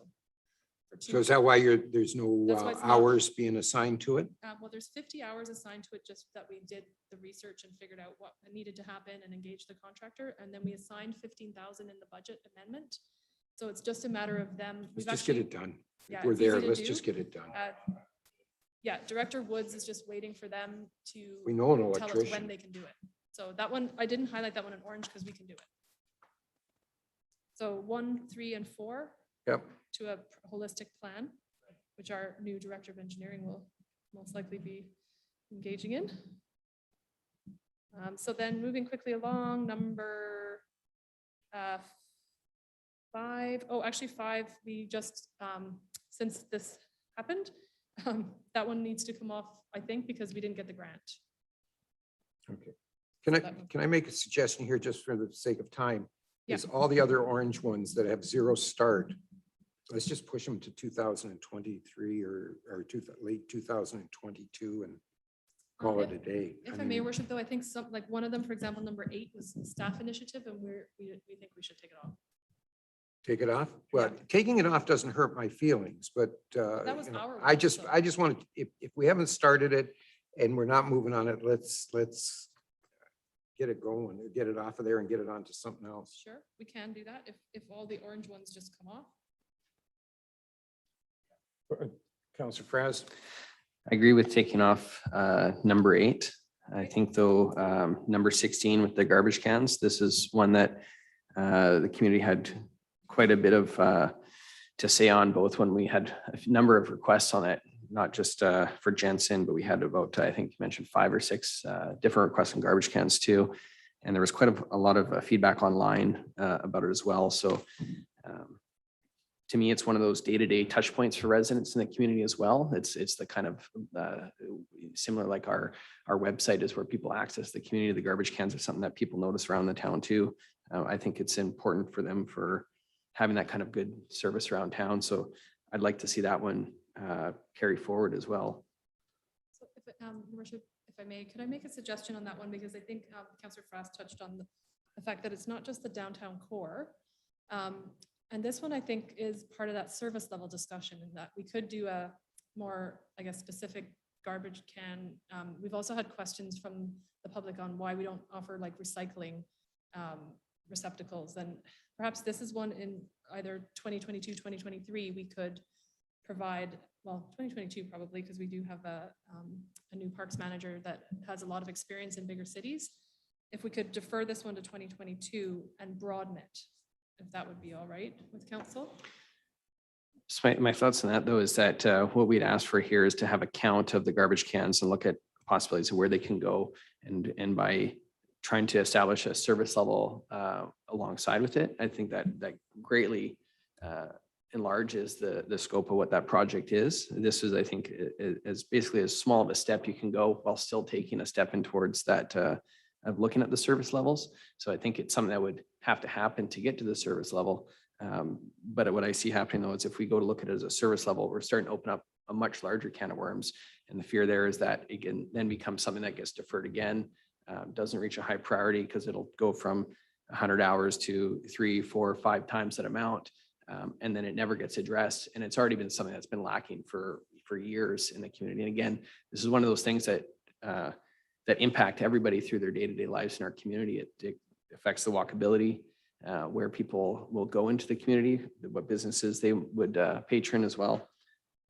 So I think it's important to have this starting point and start making some progress in there, because it will be a couple of years before these garbage cans do get moved around. At the very least, I think we need to know where they currently are, how many, and where they could be. Councillor O'Brien, then Councillor Wilson. Thank you, Your Worship. My only comment on that is that we've taken a lot of heat for having new garbage cans in new locations in other areas that aren't on there. And I understood from, I think, a previous report that we had like 15 other requests for other garbage cans that don't have any garbage cans, let alone in the downtown core. So that's why I'm a little afraid of just looking at garbage can placement in the downtown core. I think it should be a more holistic one for we need a garbage can policy, because the differences are on the garbage cans. I understand the service levels, because Yes. some need pickup daily, some need pickup weekly, some need pickup monthly. So those are the reports that we need to know before we just start shuffling. We can't shuffle if we don't have that. So that's a bigger report. But the thing is that we also have to say the people that aren't worried about a walk around the downtown core, that are walking in their own neighborhoods on the peripherals of Parksville, but still in Parksville, that their request for a garbage can is still being considered. So I think we need a garbage can study, as silly as that's it. Councillor Wilson. and I'm Yep, waiting for a I second. have to agree with our CAO that I think this is a broader service level issue. And when you talk about garbage cans, people also do want recycling. So I understand what Councillor Frass is saying, and I hear it as well. But I do think that this needs to be looked at in a more holistic way and get a real plan for it rather than just counting garbage cans. So that's my feeling on that. Maybe if I may, Your Worship, Oh. perhaps offer a, sorry, go ahead. I was gonna offer maybe a solution that might work, like. Well, allow me, if you would, just one comment is that we're wading real deep into staff operational concerns, not into policy on this particular one. So do we want to be spending our time and have staff spend time on doing policy stuff, or do we want them to be spending the time doing operational stuff, which is really none of our business at this table? This is something that staff should decide whether they need it or they don't need it. And then they can come to us and say, we need $10 billion so that we can put more garbage cans around. But, you know, I do believe that we've got to be careful. There's a real fine line here, and this one is right on it, whether it is, you know, and I know, you know, in fact, I voted for this particular resolution at the time. I think we all did. But if we're looking at what we're cutting out a lot of stuff. And this particular one, I tend to believe is more of an operational issue than it is a policy issue. And that's where we should have our feet firmly implanted, is in policy. So that's just my view on it. Sorry, CAO, you may. I was going to suggest, one of the things that we are trying to do, we're getting new GIS mapping software. And so perhaps once we get that established, hopefully by the end of this year, we are going to start GPSing. I know that's probably not the right technical term, but we're going to start identifying things like our benches and our garbage cans and our street lights and our manholes. Like, we do have a lot of that already, but that might be a way that we could just run a report once we have proper GIS. Bigger cities can do that, right? They could say, on a map, show me all the garbage cans, and they're all pinged. So ultimately, that is what we're hoping to do. And I could ask the IT folks, and the director of IT is here, that one of the priorities they could do would perhaps be to GPS the garbage cans downtown, and then we could just print a map. And that would be perhaps an interim piece of information that, you know, would feed into the more holistic plan, but it would be a quicker piece of information that we could provide to council, hopefully within, 6 months or so. Councilor Press. The only thing I think that misses, though, is if we are going to be looking at a service delivery for garbage cans, we then need to know what the parameters of when a garbage can gets placed somewhere. You mentioned before, it has to go within so many distance of the curb so that it can be picked up, and that. So even knowing where they are, we don't have the information to then move forward with what kind of service delivery we'd want. No, and that would be, if I may, Your Worship, that would be where we would come back to council with those metrics. But the first step would be, here's the status quo today, here's where they are, here's how many. And then we would, in the kind of, as that progresses, we would be working on what is the criteria, what kind of, how do we prioritize them? Like, say, somebody asked for one in a remote tot lot kind of park. Does that get prioritized over downtown, or does that one just not, they don't get one, or they get one that's only every month emptied or something? So we could be working on those things, but in the interim, I guess, give you like incremental information before we have the full analysis done, where you get a map that showed where they are and how many. And then next time when we're able to, we would come back and say, okay, here's the criteria. Based on that criteria, we need 12 more downtown and 18 more throughout the city or something. But it would give you something quicker than waiting for the whole process to be done, a year or so from now. Go ahead. Just to me, this seems like from requests that's come from the community, it seems like a way to stretch out what can be a relatively small project into a very lengthy project where, that's just my concern, is that this will turn into something where it's years before the community gets the request met. There's a lot of these things that day to day doesn't affect the lives of residents, but this is something that has come up as a request to us numerous times, where I think it would leave people being much more pleased with how they interact with their community. So it's for the 100 hours and how much we've been able to compromise and adjust already in our work plan. This is something I think is important to move forward on. All right. So, what are my orders, council? I would suggest, since we're coming to this first one, and it being on garbage cans is maybe apropos, I don't know. But we could have a go around with a vote and see who wants to move this forward or who wants to keep it on the list as something to be handled now. So who wants it left on the list as it is now? It would be the question I would ask. Just as you want it as of now? Yeah, Sorry, I think it should maintain on the list there. Okay. Anybody else? Go ahead. Thank you, Your Worship. When you say on the list, go ahead, is that moved? I'm looking at it as 2022. So would that take it off the list or would that keep it on the list? Like I know that our GIS system's coming underway and putting GPS locators and everything I agree with. So I'm calling for clarification on Okay.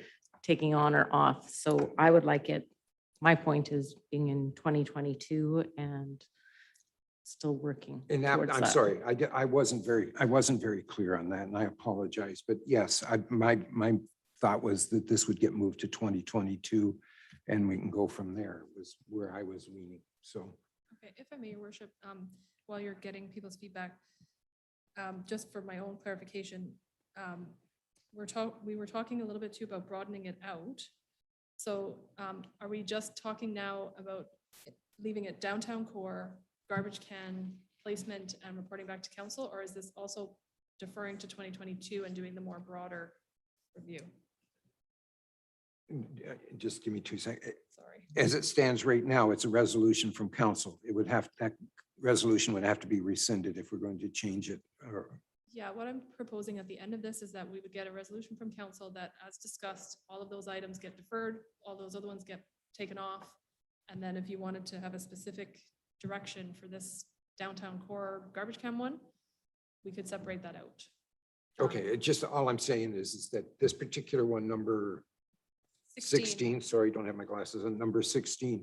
If we want to change that, or if we want to leave it like this and just keep it going in 2021, that's fine. But Yeah. if we want to move it, yeah, we have to rescind it or, Yeah, I think we could do them as a group. yes. But I think what I'm just seeking clarification, we've had a bit of discussion about perhaps a broader, more incorporating this in the service level review. And so what I'm hearing from some counselors is that you just keep it at the smaller look and counting the garbage cans and coming back. And then I'm just needing clarification on what the Well, project will be. That's where I was going to go is that if we're going to change the parameters of this, because this one is very specific Yeah. to the downtown core. Sure. If it's going to go for all of the city, for example, then that means we have to change Sure. the resolution. That's all I'm suggesting. But let's deal with this particular one. Do we want to move it to 2022 and go from there? So I'm asking for people in favor of leaving it. So the question is, do we want to leave it in 2021? Okay, let's just leave it alone, take it and keep moving forward on it. Councillor Greer. Thank you, Your Worship. I would sooner just leave it off altogether and wait for the CAO, as she suggested that she'll come back with a review that will take in other aspects of this. I don't think there's any panic to do this year or even next year, but I think we should have a total review on this in locations, the types and so on. So I think we should leave it for now. Thanks. Okay, Councillor O'Brien. I agree with Councillor Gurr. And I agree as well. It should be a service review later. Councillor Patterson, you want to comment? As I said, I agree with the service review and adding it to the GPS tracking and identifying. But I think that the key component was that is the garbage can placement in the downtown core specifically. So I'd like to see that on and completed in 2021.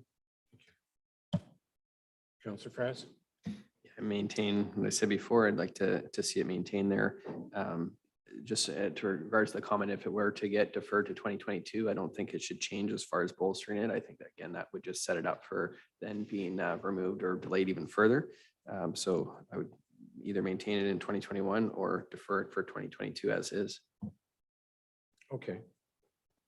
So I got from everybody that it was 2022, right? Is where we're going. You have your answer? No, Move it to 2022. okay, that's not what I heard. Oh, Counselor, all but one says No. move it. No, I think there was three counselors that agreed that there should be a total review come back before we do anything. Take it off altogether is what you're saying? Take it off and wait for the review from what the CEO Okay. suggested. All right. Having said that, do you have final say? Yeah, I would just say that this was already discussed and voted on by council, so having a minority of council then to say to remove it, I don't think is appropriate. We, a recommendation to move forward from a committee of the whole. All right. Do you So I wanna have defer? three counselors that want to remove it and three that want to just push it to 2022. Is that correct? Because that's the way I'm leaning with it right now. So we're at a stalemate. We just push, let's hold this discussion until Counselor Chandler comes back and go from there. Sure, if I may, your worship, that's what we It's can not the end do. of the world here, Um, sitting we- here. We can take the recommendations from the committee from today and put them on the Yeah. October 4th council. Is that the next meeting? Yeah, October 4th council for confirmation. Yep. And then there'll be hopefully a full group. It's going to come back for discussion again on when we come to council. So you're going to have a Okay. chance at having Yeah, so comments what at we'll, that point in time. we'll just kind of leave that one as is, but we'll make the recommendations for the Yeah. other ones. All right. If I may, your worship, though, just to go back a little bit, we did skip number 6. Number Which was also, 6. yeah, the subject of a lot of debate at council. So maybe I don't want to wade into it again, but this was the one about the COVID grant from the city to the MAC, and originally the resolution was to the MAC and the PDBA. We were suggesting from staff that this just come off and be revisited again, because I think there probably would be some appetite from the PDBA. I believe they just didn't feel they had enough notice. And so if I might suggest that council remove that one, and then in the spring, we can engage those both groups again and kind of see what they might want to do with some of that COVID grant. Any other comments? I think that's a good idea to leave it for now. I'm not 100% sure why it's even on here as a staff project. It was a grant. We said, let's give them a grant for whatever it was, $80,000 or $90,000 or whatever to put this cultural days thing on. And all they had to do was agree or disagree. They were the ones that had to put it all together. The only would be the peripheral stuff like, making sure that there's, the streets are cleaned. Yeah, so if I may, your worship, it's on here as a project because it required us to work with them, organize a delegation to council. And so we have a proxy that basically everything that goes to council is 60 hours of our time, which it is usually probably more than that. And then it evolved from the PDBA and the MAC into just the MAC. And then there was a lot of confusion around it. So I thought it might make sense to just take it right off. It's a year away, but then it would allow council to engage with both of the groups with more advanced notice about what they might want to do, because I think just from talking with staff at the PDBA, it wasn't that they weren't interested, it was just they didn't have time to make it work this particular year. So it might be awkward to just give the money to the MAC and not re-engage the PDBA when that was the original motion. I'm fine. As long as we just offer the grant and we're not getting involved with how it's set up and how it's being organized or anything Sure. else. We're just giving them a grant, just like every other organization. Yeah. Counselor Patterson, did you have your hand up? Yes, thank you, your worship. In email and everything today, there was, I'm not sure if it was directed to everyone or just myself and Deb Tardif, and that in the culture days from September 24th to October 24th from the MAC. So I was under the impression that we had not given them a We didn't. grant. It was defeated. It was Did def- not. Yeah, they're doing it on So their they're own. doing Right. it all on their own, and that too, like there's a 3D street art project for Yeah. kids Yeah. and quite a bit of corpse collaborative art project, digital exhibition. All on their own. Yeah, cancel So- culture. Cancer and Island Shorts Film Festival. So it's ongoing as is. So this year is done. I would say, so we can just leave it Yep. for Yeah. apply next year. And that I can say that to All right, that group. let's move it off. Thank you. Thank you. Okay. Oh, sorry, hold on. Counselor Fraz has a, This is on a different item now, since we're done with that one. oh, okay. You're moving too fast for us. Go ahead. I just want to make sure I Yeah, got it there all right, before we go start ahead. next. Just had a question about number 10 and 15. I see them both here as 100% complete, but just wondering how come they're on this list if they're completed. They just have to be moved down. I haven't moved them down yet. So it was a lot of work for me to completely update all the formatting and everything from July. And so they weren't complete in July and they are now. So that's why they show up as 100%. I technically have to move them to the completed list. I just didn't have a chance to do that yet. Okay. Moving right along. Okay, so the next one that's not started yet, is the signage one, and I know there's been a lot of debate about this one as well.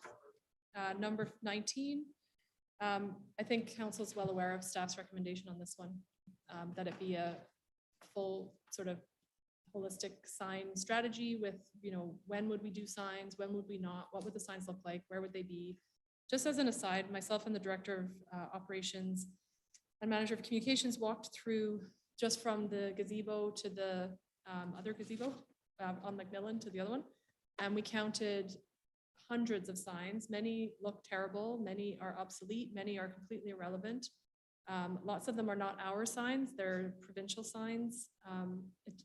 Some of them are right in your view so that when you're standing trying to take a beautiful picture, you see this ugly kind of half worn down sign about like paralytic shellfish poisoning or other things. So personally, we do still strongly feel that this should be, we have a new director of special projects who is a landscape architect and a parks planner in his previous role. And we think that we could probably put his mind to something that would tie in with the wayfinding system and just be a much nicer signage strategy that could still have, things about the bicycles and stuff, but be it more of like a kiosk at the Macmillan end that would look nice, that wouldn't be all higgledy-piggledy. And then we could probably do something very similar at the other gazebo and at the hovercraft site. So that's you guys know our. Could we not just put it in with the traffic circulation and the drainage and that parks review and have it all as one? If I may, Rich, we could, but what we've heard, like if you recall, we've had discussions about smoking signs,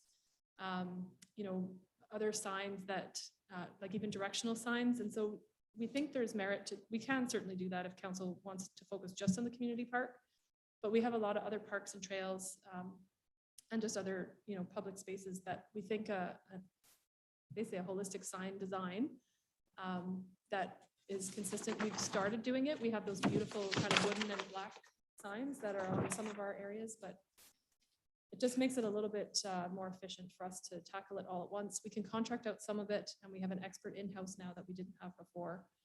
So that would be our recommendation, but we will do what you wish. And I would go with Keith's recommendation. Pardon me? I say yes to keep his recommendation. Counselor Greer? Thank you, Your Worship. I think we're talking about the bicycle signs only in this issue on 19 there. Yes. So I think we voted, if I'm not mistaken, that we wouldn't put any no bicycle signs on the park, in the park. If I may, Your Worship, we voted to put bicycle signs there. We just have not been able to get to that yet. What, was there a vote to put them on? Yeah, this is council's motion was to put signs up there that say, no, don't go slow, don't ride your bike into people, basically, on the boardwalk. So what you're saying is that there's going to be signs put up with no bikes on the boardwalk? Council told us to put them up. We're asking council to remove that, like basically to tell us not to do that. Because we don't. That's what I'm recommending too. Yeah, okay, we're saying the same. Okay, thanks. Counselor O'Brien? Thank you, Your Worship. Yes, and I remember the resolution because I think it was probably Councillor Fraz and myself to put it through. And it wasn't to remove all bikes from the path. I believe it was to say to go slow and be courteous. That's all it was. It was just because we had numerous complaints about being run over, and it wasn't from you, Councillor Greer. I've seen you go down there. You're not of concern at all. So regardless, it was only to just bring awareness to people to be considerate of others, and in that vein. You know, really, folks, you know, we're making a elephant out of a peanut here. The thing is, we're talking about two signs that just say that, and I agree, we have too many signs already, but this is just a safety issue type of thing that we thought could be addressed out of consideration and respect for others. That's my feeling. I thought it was an easy slam dunk, but apparently not. Nope. Never. No, well, we have, if I may, worship, we do have ongoing requirements for signs, like all the time. Our guys would have to stop, you know, some other task. We've got one person who can do signs for us in-house. You know, we would have to order some, probably, we'd have to figure out how to do it. Like, are we going to mount them? Are we going to do a soundboard, whatever it is? It's not so much that we can't do it. It's just that we do have other things that we're working on, and we'd have to stop doing them to do it. And when we walk down there to look at the state of the signs now, there's a good opportunity to just fix a problem that is there already. I mean, the signs could really do with a review. It's not a welcoming feeling, I think, to walk along the boardwalk and see, like, or even, you know, we were taking photographs of, like, it was a gorgeous day in June when we had walked down there at the end of a work day, and the signs are in your way. So we really should, I think, either decide we're going to fix all of the signs, and we also have wayfinding signs down there that council invested significant money in. So then do we make the signs look the same, or do we just put up I guess from a design perspective, if we're going to we can put up 2 sandwich board signs that say, don't ride your bikes into people. But I just feel there's an opportunity to perhaps address it in a more holistic way along that whole strip, take out all the signs that don't mean anything anymore, and the ones that are all wearing down. Councillor France. Thank you. Through the mayor to our CAO. My question with this would be, when do you envision having the signs addressed? And the reason why I ask is because when we first came onto council, we had heard about a sign strategy.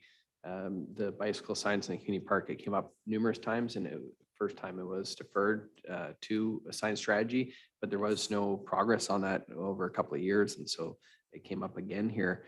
So it just leaves me wondering then, what kind of time frame would a sign strategy happen? Because as I'm left here right now, it seems like one of those things just gets kicked down the road indefinitely. And yeah, if I may, your worship, council removed the sign strategy in December when we met with Kevin Ramsey. So that was on our to-do list for this year, but it was removed by council. so it kind of brings me back to then looking at things like service delivery for things. We wrap them up into one, and then we do a wholesale rejection of it. And then, Yes.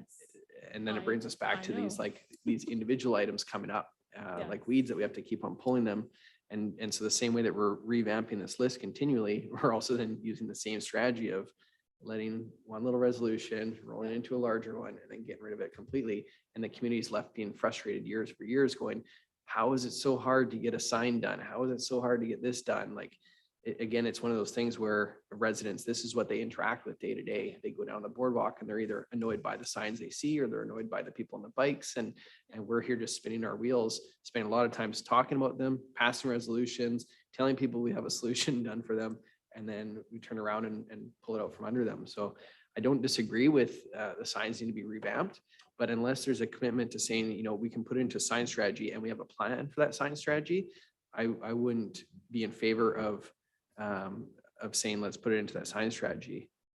So if I may, your worship, if we were given direction to do the sign strategy, we would have started working on it. I think what we're struggling with is, as you mentioned, a little bit of the one-offs. And so those things are not efficient. And, you know, we had discussions at length about signs saying no smoking. And so one of the things the sign strategy would have done or would do is explain to both the public and to council, I suppose, that, you know, there's certain times when we would put up a sign. And one of the criteria would be if we have a regulation that we can enforce. Another time would be if the sign can be, you know, safely installed without impacting either views or aesthetic things. The other thing I think is that, you know, Belinda and I, or Director Woods and I were talking about, like, if none of these signs were here, like in that small strip, like the 120 signs, what would happen? Would the world like explode? Would everyone start riding bikes into everyone and eating paralytic shellfish? Like, I don't think so.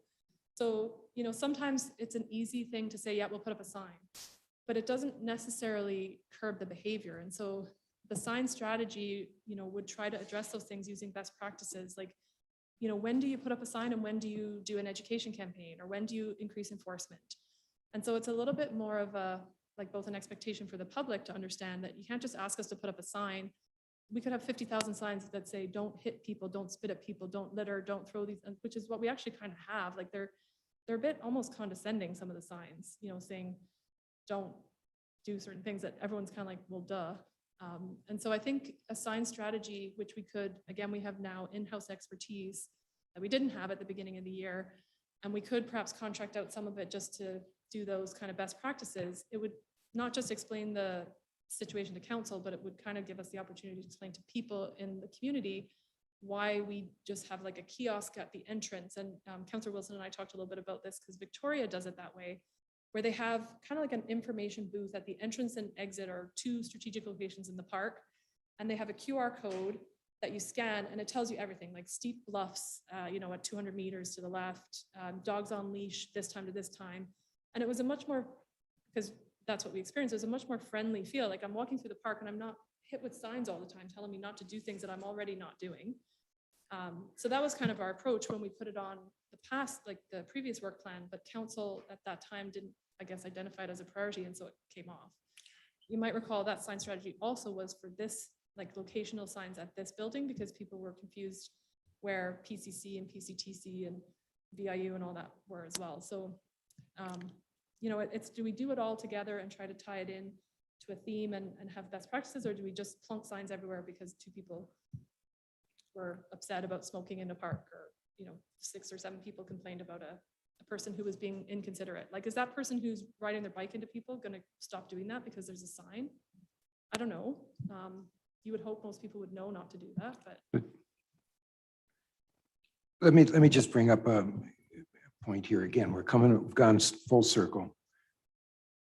Signage in the park is an operational thing. The form, how we do the signage in the park becomes part of the strategic plan for the park. We as council will look at the strategic plan and say, we need to have these rules abided by, and then have staff come to us and say, these are the signs we need to have to accomplish what you're trying to do. I think for us to try to mandate all of these issues all the way along does just exactly what we're seeing here. We've spent, what have we spent the most time on today? We spent it on signs and garbage cans. And, you know, when you think about it, we've clobbered a whole bunch of a whole bunch of things on this list that, in my mind, are far more important and far more relevant as a council than garbage cans and signs. We've got to put our time where it belongs so that staff can put their time where it belongs for them. And without that, we're just going in circles on this one. I happen to think that what we need to do is look at the whole thing, and it needs to be done as a plan. I mean, the strategic plan for the park, in my mind, wasn't a great strategic plan, but we need to go back and relook at it and see where we can touch it up, fix it up, and get it back on track, and tie in the traffic circulation, the drainage, the signage, all the things that we want to get done on it as a group, and then give it to staff and let them run with it and come back with their ideas. And they're the pros. We're just here doing what the people want us to do. So that's my view anyways. So Councillor O'Brien. Thank you, Your Worship.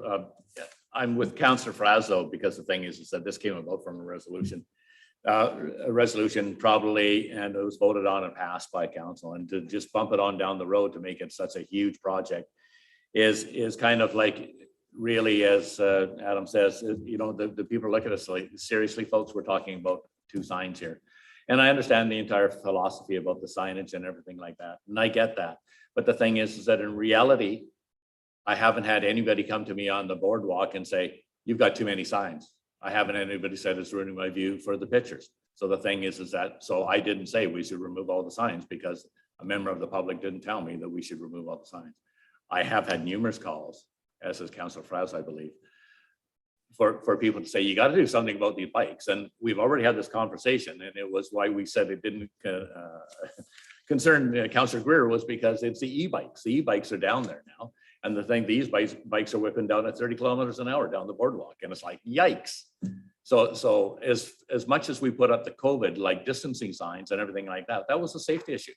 That was a safety issue, health and safety issue type of thing. I believe that this could probably fall in the same manner, that it's a health and safety issue. Yet we can't tell everybody to, be kind and consider, because they weren't and they're not. So the thing is that, but this was just a consideration of applying to a particular instance where we've noticed it. Now, it might happen, it may happen, it is happening.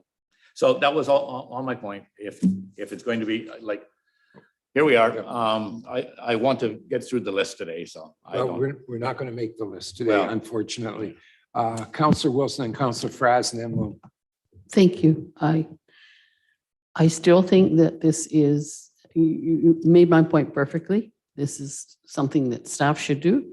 This is not our business to do. I agree that we could use a bicycle sign, but I'm not sure that that's going to stop the e-bikes or make people aware. But I do think we need staff to look at signage. Keith and I've talked about this before. And that's the way good cities are planned. You have to have the aesthetics to this.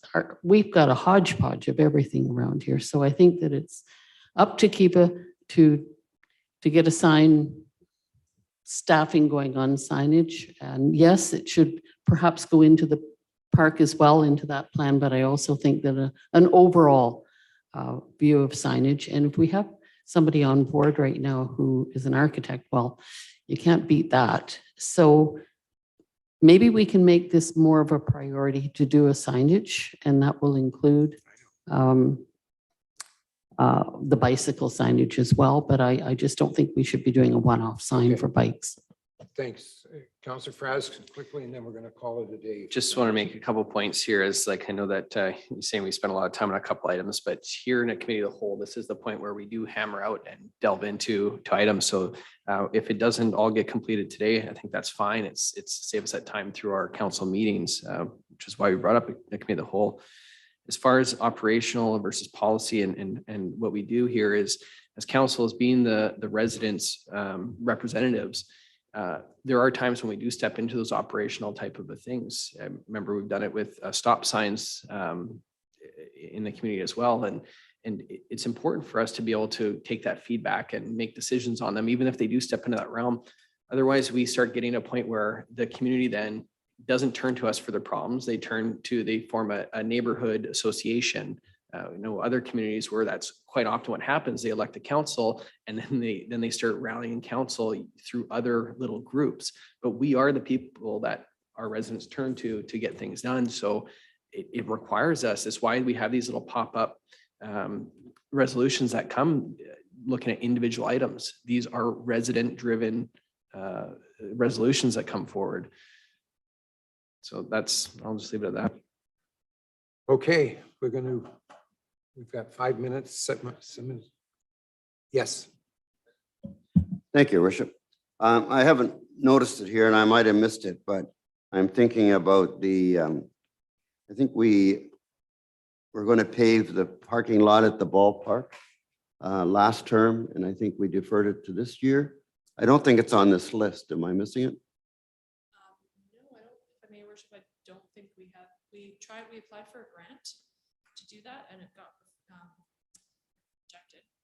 I was going to say rejected, so we have not identified that as a priority this year. Because it's a mess down there, and Okay, but that's not on the list. no, it's not on the list, but I was wondering whether it was and I didn't see it. No. It was a part of a bigger grant application that got rejected. Yeah. If I may, Worship, we only have one other item, but we can gather up the information from. We got today 6 minutes. And defer it to the council meeting on October 4th with actual resolutions of council. And if council wishes, then they can debate other items as well. But I think we made really great progress today. We almost got through the list. The last item is the most recent item added at the last meeting to amend the C3 zoning for carriage houses. That was kind of debated a little bit at the meeting and then deferred. Councillor Press. My opinion on this one too would be to maintain it. And I know we're trying to whittle things off there, but as well, we talked about housing affordability. This one hits one of our high priority items on here. I think maybe during our council meeting, when we get this information back, we might be able to see how many hours we've already taken off and see where the balance of it is at. But I think for 120 hours, I think it's a valuable one to maintain. Can I suggest that with just the two items that are left that we haven't decided one way or another on, Yeah. let's just leave them on there until we have the October 4th meeting, is it October? Yes, if I may, your worship, what we were going to do now is gather the information from council and put it into a resolution format for a council meeting where the committee could recommend council make those Okay, decisions. but what I'm suggesting is that we can take those two items Yeah. and discuss them at that point in time, make a decision whether we move on or off at that point, Yeah. and then we're home free. And we will provide, as Councillor Fraz mentioned, kind of the updated work plan items and tell you where we're at. Move to adjourn? Yeah. Councillor O'Brien, second by Councillor Patterson. All those in favor, everybody is unanimous.